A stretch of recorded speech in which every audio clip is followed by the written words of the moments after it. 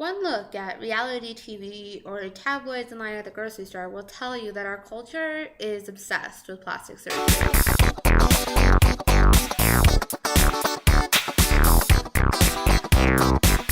It's a sign of beauty, and in a lot of ways, it's a cultural commodity. Women in the media seem to be simultaneously criticized and praised for getting plastic surgery, and often have to justify their reasoning. There's all kinds of messages telling women to feel like shit about themselves and that they don't look good enough. What the fuck, America? Plastic surgery is very expensive, as well as very time-consuming, as you often need weeks of bed rest to heal. Therefore, the accessibility of plastic surgery is very low. That means that the very wealthy are only able to obtain it. Because of this, plastic surgery is often glorified and a sign of status and privilege. After all, if you make $20,000 a year, you probably can't afford a facelift, which usually runs for $10,000 to $15,000. That is a huge chunk of change.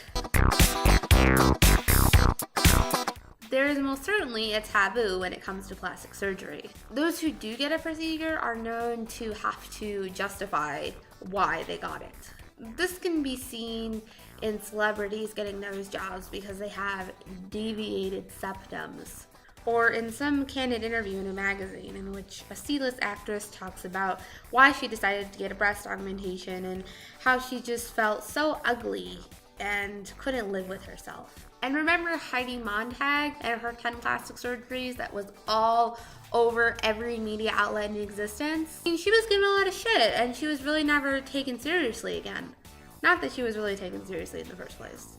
Even if you don't like it, it's her body, her decision, her rules. Shaming people for making decisions that you really know very, very little about is not a good way to stop people from getting plastic surgery.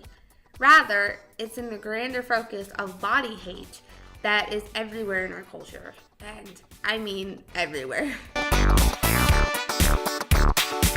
Plastic surgery, despite its taboos, is not going anywhere. Or is it? In 2011, the American Society of Plastic Surgeons reported performing over 300,000 breast augmentations, over 240,000 rhinoplasties or nose jobs, and over 200,000 liposuctions. And the numbers are rising, at least in some cases. Interestingly, the number of breast augmentations rose by 45% from 2000 to 2010, but the number of liposuctions and nose jobs declined significantly, down 42% and 37%. One explanation of this could be the economy, as we were in a boom period in 2000 and have since gone through a recession and have never really recovered from it. Another explanation comes from the taboos around plastic surgery, since it's not quite as glorified as it used to be. There's also been a huge rise in minimally invasive procedures, such as laser hair removal, that are safer and cheaper. So perhaps plastic surgery is entering into the mainstream and becoming more accessible to the middle class. So that means that more of the major procedures really aren't in demand anymore like they used to be. Also, plastic surgery really isn't as trendy as it was back in the early 2000s. And we are a very trend consumer-based society, out with the old, in with the new. Until next week.